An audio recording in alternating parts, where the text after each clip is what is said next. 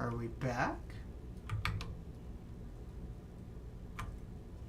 We seem to be back.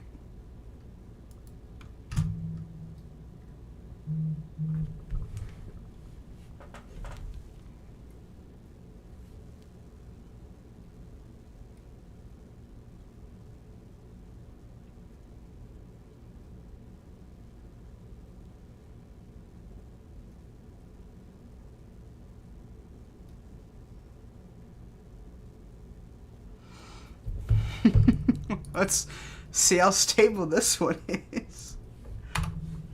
Maybe we can stay alive.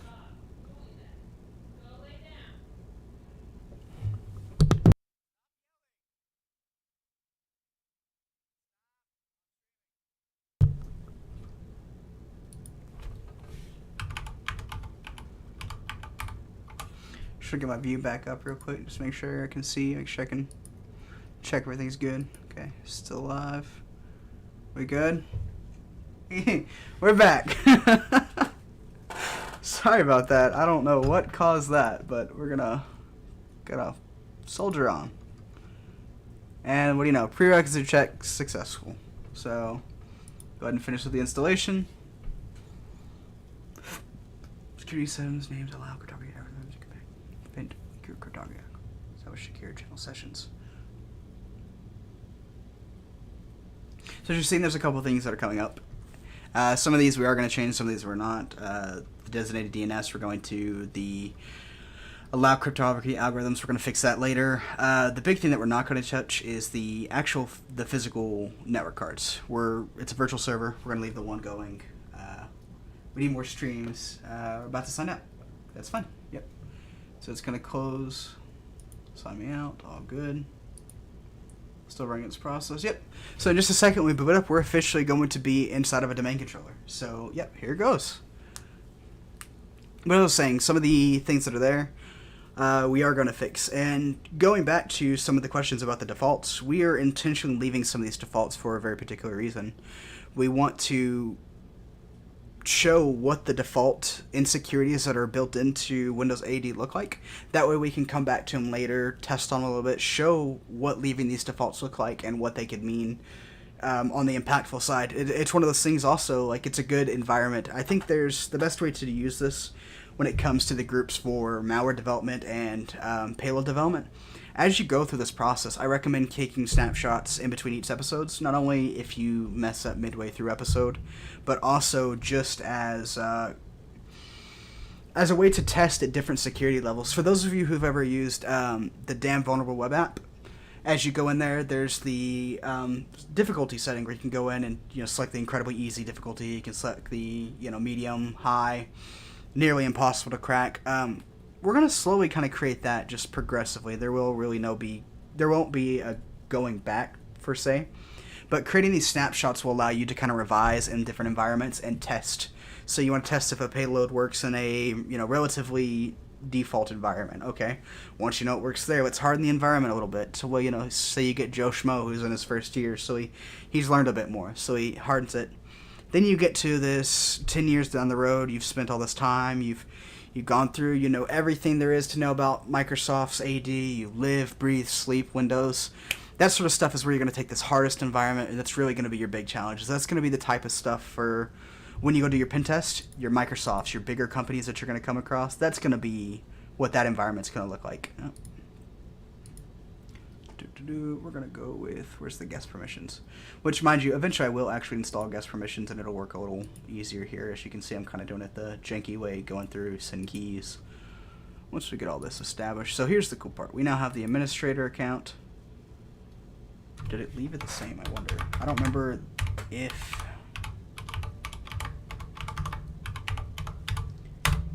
It should leave this the same. Perfect. Okay.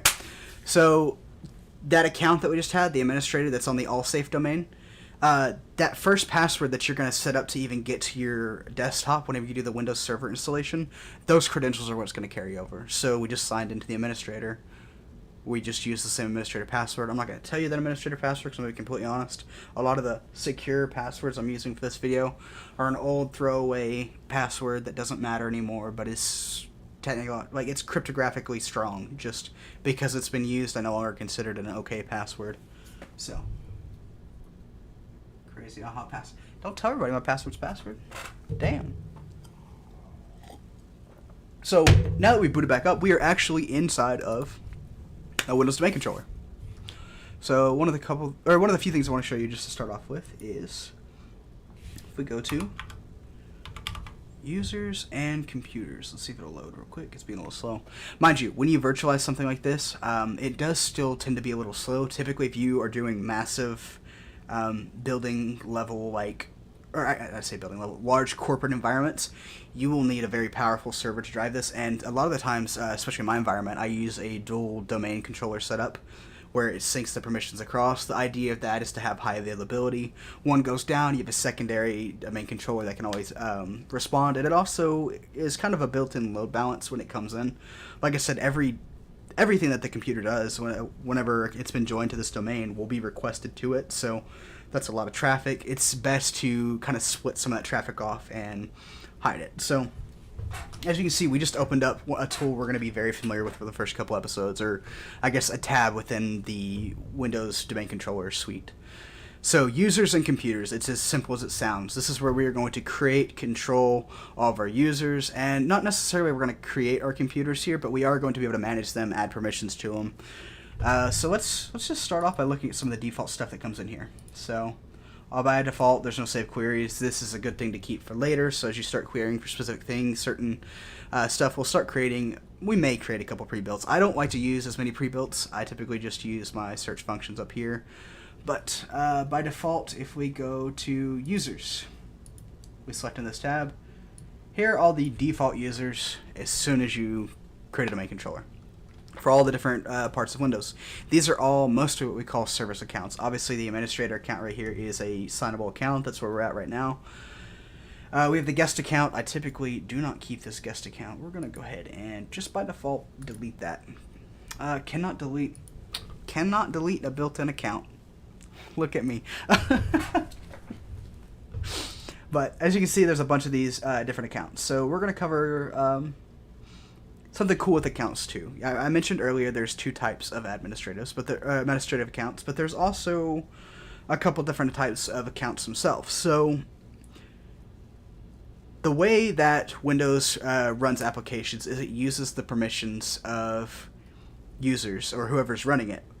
Like we talked about earlier, certain permissions and certain calls to certain things are going to be restricted for the average user, but we still need applications to be able to run for these day-to-day users. So we're going to create things like service accounts, and that's what you're seeing here is a couple of these service accounts. All of these run one form or another of an administrative account. But say we have a routine task. We have files that are generated at the end of the day, and those files are dumped into one folder, and there is another company that we need to get these files to.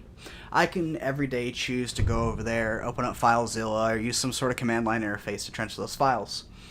Or I can create a service to automate that process for me, but because of some of the calls that it's going to make to do that, and some of the authentication that's going to go with it, we can't have a day-to-day user do it. So what we're going to do is create a service account with the permissions that we need for it, and we're going to allow that service to run under a specific user. We're also going to cover, sorry, I'm used to, when I'm messing with these settings, a native Linux environment, or a Windows environment. If you ever see me do this, it's because I'm trying to Windows tab to open up my menu down here. We're going to go to services. So click over here. Once these services pop up, these are the default services that come up. Obviously, not all of them are default. You can see the domain control and everything, but let's poke at one of these real quick, and I'll show you what I mean. Properties. See this logon? Right now, it is using the local system account. It is using system permissions to run this. Great, no problem whatsoever. The reason that you wouldn't always want to leave this is if you have to recall to specific resources when you're doing that, your system account is a local account, a local admin. It is actually a higher privilege than your local administrative account. It has access to everything. The reason you would want to use sometimes a normal admin account versus actually using a system account is because if you have to reach outside of that system to call upon resources and you need that authentication, you're going to need the domain controller to authenticate you, to give you some sort of permissions. And because system is not a recognized permission or a recognized account within the domain controller, we're going to need to create these services. Now, I'm going to go ahead and mention on this a little bit, and this is something we're going to talk about later, but obviously with those server accounts needing high-level permissions sometimes to run certain things, those service accounts can be great targets. I mean, nobody's signing on to them, so you don't have to worry about bumping somebody off at the wrong time, and they're, making strange requests and calls already, so why not use those as attack avenues? That's something we're going to explore later, and it's kind of some rules as we start creating some of these accounts, but just to give you an idea of where these accounts are used and why we would separate, one account from the other. Service accounts are going to be used to drive these sort of things, to automate processes with the permissions that are required for it. Let's go ahead and bump back over to here. We're going to actually do something. We're going to create an account. We're going to create my account. My dummy account that I'm going to be playing with. We're going to create Matze. Matze. We're not going to do the middle initial. Hackerman, okay? And we're going to create this username as just Matze. Come over. Because I'm not going to sign in anywhere else just yet, we're going to go ahead and just set a default password. And change it to where it's not going to ask me to change it on the first login. Sorry, just making sure chat's not going up anymore. But one thing I'm going to touch on is some of these options right here. Obviously, it's pretty self-explanatory what's going on here. User must change password at next login. The option just below it is user cannot change password. So obviously those conflict with each other. So if I go ahead and select that one, it's going to tell me, hey, you're an idiot. How are you going to ask them to change their password if you just told them they can't change their password? So it's going to go ahead and uncheck that. But say we want to uncheck this option. We want to set a static password, okay?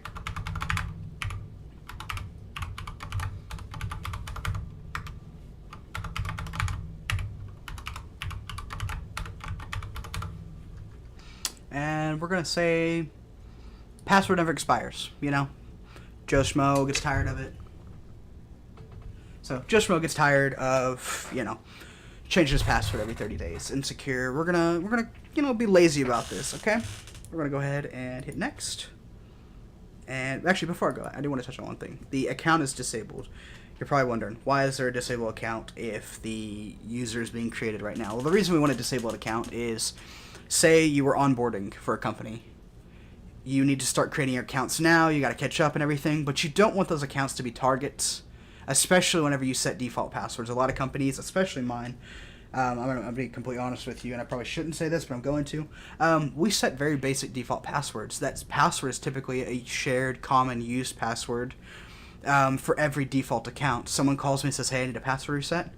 I'm probably going to set it to this tiny little, barely qualifies as a password, could easily probably be cracked by any sort of password list. So we're going to set it as that default, okay? But we're going to go ahead and disable the account, and we're going to disable the account until that person's active. I'm going to go ahead and disable it for now just to show you something real quick. So put it next.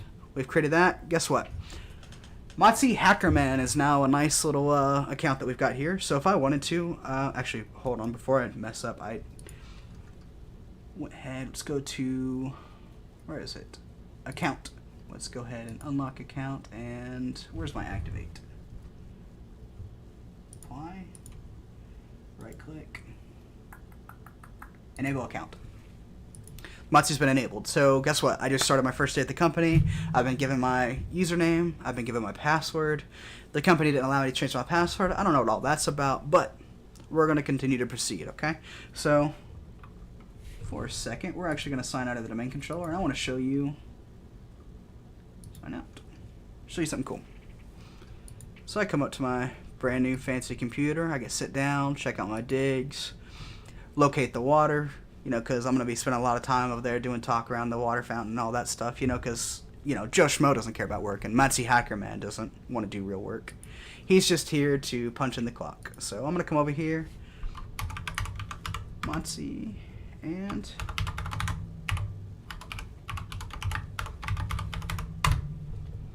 sign-in method you're trying to use is not allowed. I may have messed up. Hold on just a second, guys. I forgot something. Let's figure out what I forgot. But I should make sure I actually fully enable the account. But what I was about to show you and what was important about that was As you noticed, it did recognize the account existed, though. It said there was not a correct authentication method provided. It wasn't ready for me to sign in. I got to figure out what that issue was here in just a second. Can we be honest? Right off the bat, do not know. But we're going to figure out.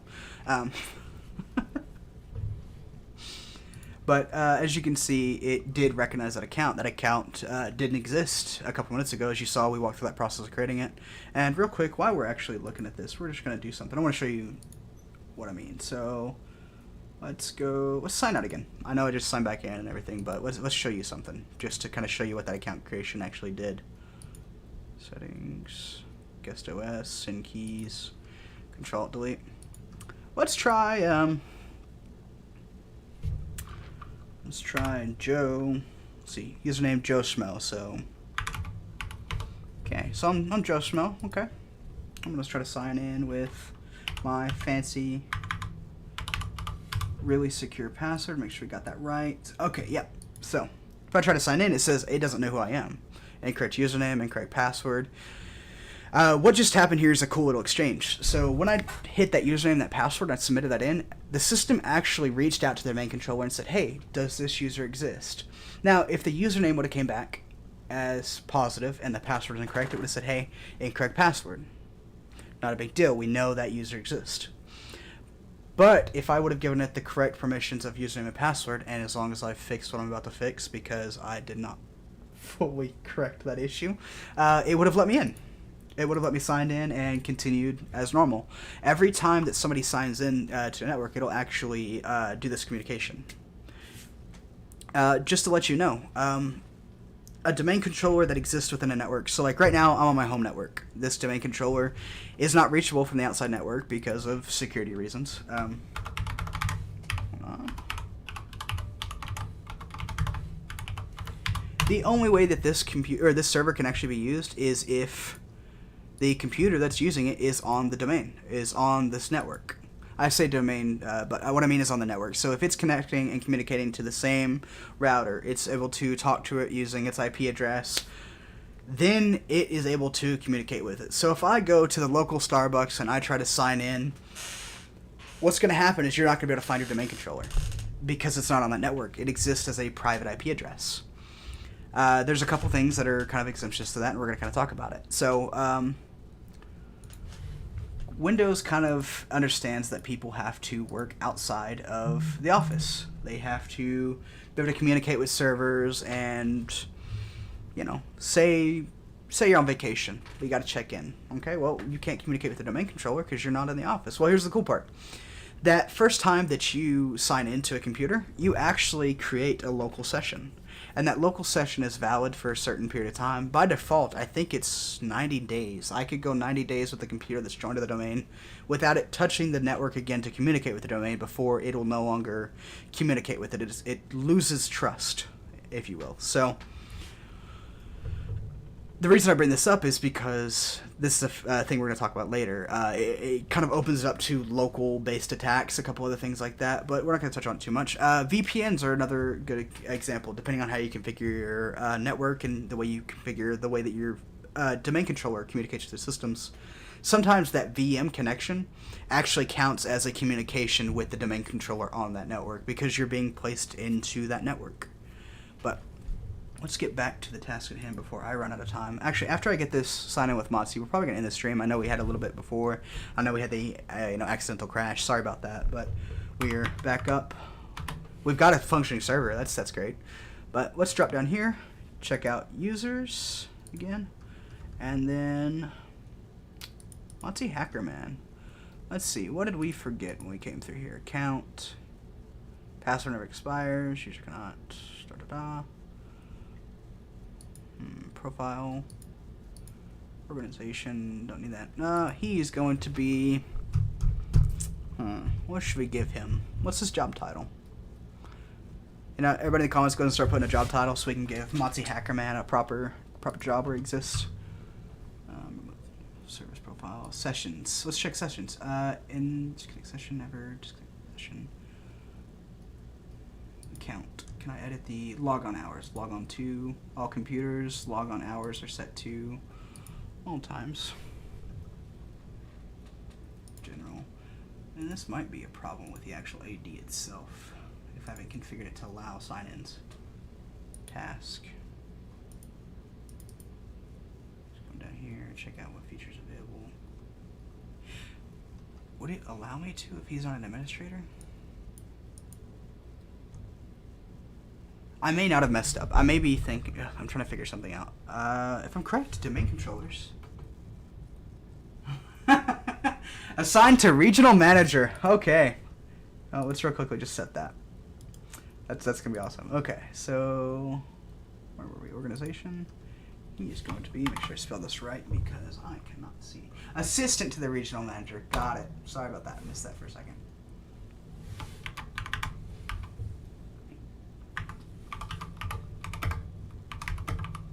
I'm not even typing in the right spot. I'm a genius. Am I still not typing in the right spot? Change into the set user contact. That's weird. Okay. Let's check something under. This is actually. What am I looking for? Account. Account. Yes. Permissions. Where's my permissions? Profile. General address. I may have figured out what's going on. I'm not seeing my permissions tab. I don't know how to remediate that right off the bat. I'm gonna be honest. I'm gonna have to do some research on that one. So if I can't remediate that right now, there's really nothing further I can touch into this without breaking into a whole new topic. So what I'm gonna do is we're gonna go ahead and start wrapping up the stream right here. I'm gonna do some research on how to fix that security tab, because I should be able to come into here and permissions is what I meant. Sorry, the permissions tab. No, member of. That's what it was. Member of. I'm an idiot. Thank you. So we may save this just yet. Member of, add. Let's see.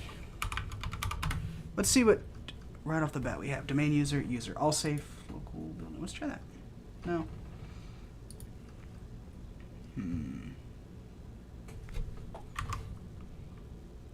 Once again.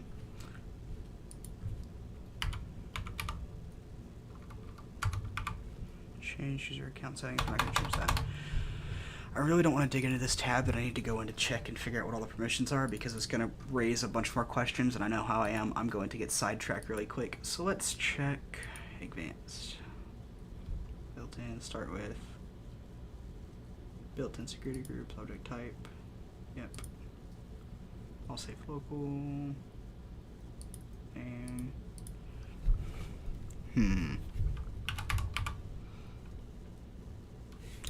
let's try log and see how that goes with. No, starts with find now. So here's my running theories right now. Either one, I haven't configured our permission properly to allow it to sign in, or two, we are technically trying to sign into the domain controller with a non-privileged user because Matze Hackerman is actually not, he's just a standard user. Right now he really has no permissions. I'm not all sure by default what he can do. I'm pretty sure he can't install anything. He can't run, he can open up the services that already exist there, so like if we had Chrome, like we can open Edge and everything with him, but I can't really demo that until I get him in. So we'll probably start this off with the next stream, or yeah, with the next stream. So we're going to actually join our first device onto this domain, and we're going to start poking around with some of the permissions and just kind of showing you some of the basic stuff. I've already showed you how to do your first user creation. If you guys recall, it's just over here. You can also do a group container. Groups are just a way to kind of associate users. You can also assign permissions to users that way. So like if you created an admin group, this is a great little lesson too. We'll touch more also on this. Again, we'll do a revisit in a much more in-depth way. But say you have a printer that belongs to admin, and admin has so many shared folders on your file server. You can either choose to go in and add those permissions to the individual user, or you can create a group like this. Name it admin, and when you assign your permissions, you're assigning those permissions to the group itself. Anybody who falls inside that group automatically inherits those permissions. Security or distribution groups. Distribution groups are also similar to that, where you don't necessarily inherit permissions. It's usually just a container. It just says, hey, hold all these people so I can sort them out and say these are, you know, so and so people. So if you didn't want to add permissions, you wanted to selectively make sure only specific people have permissions, you can do it that way. Another thing, When you assign those permissions to a user group, you can also specify still on a individual level extra permissions. So say just because they inherit admin printer, if you want to give them also access to the finance printer, you don't have to give it to the entire group. You can go to that person, add that role specifically to them. We're also going to go into those roles, how to create those roles, how to specify specific things. I'm going to try setting up a network printer here at the house. I just don't, it's not that I don't know how to, it's that I don't know if I have one that's available for use. I have an old cheap Walmart one, but I don't know if it'll communicate with Windows AD the way I need it to. The hope is that it will, and as long as we can get that to work, eventually we're going to set up essentially a miniature office digitally and semi-physically. But we'll go through this whole thing. Really, I think that about wraps everything up. Honestly, I appreciate everybody coming back. I know the crash happened. I know it kind of was inconvenient, and I know that I kind of just info dumped on you guys. This is a big thing I jumped in on. There's a lot of research you can do on yourself or do by yourself. Let me go ahead and pull something up for you guys. Is it this one? Nope, it's the other tab. Give me my damn tabs. There we go. Is it this one? Yeah, here we go. Sorry, I was listening to I was going to play some DMCA free music, but I decided not to because I didn't have time to configure everything. But right here, I'm going to drop in chat. For those of you who don't want to just watch the video, here's some step-by-step instructions on actually how to do the process we walk through. You can see they also kept a lot of the basics and everything. You can see the same warnings that we got, which are, you've left this at basic. Don't do that. So see them signing in, all the fun stuff. So they've created the same stuff. So if you want to see a walkthrough, that's no problem.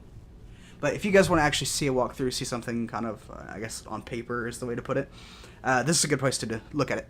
This is where I kind of reference back to quite commonly. I actually pulled this from my work notes. By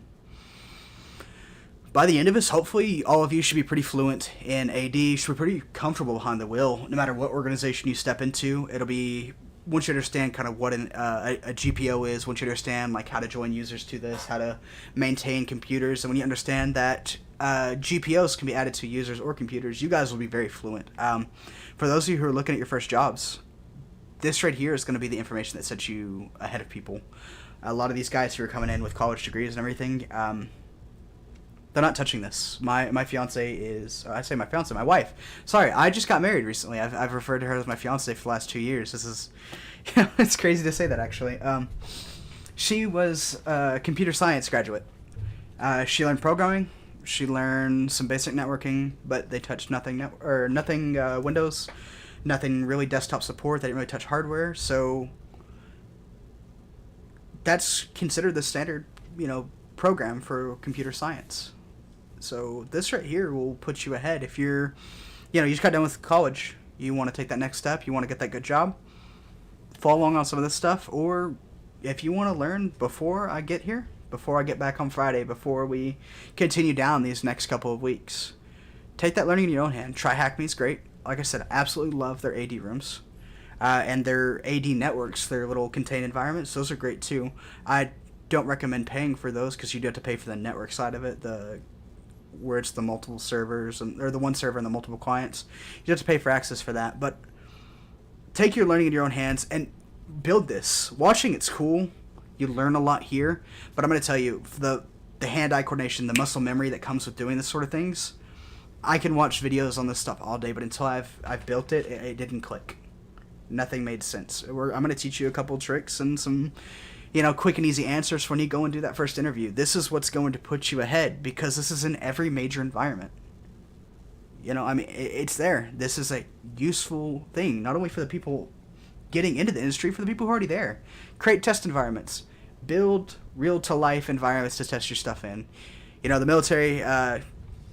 they have a nice saying that I used to carry over, and I still sometimes use it, which is train how you fight. All right, so why are you building your payloads and your malware in, an easy mode, essentially, of the environment you would run it in? Put it in an actual environment, test it, and get real results out of this. Things that you can depend upon that whenever you say this malware works, it works. There might be, every now and then, you're going to hit some networks that it won't work on every time, but at least there is a chance still that it has the features, the ability to bypass the stuff that you're looking at.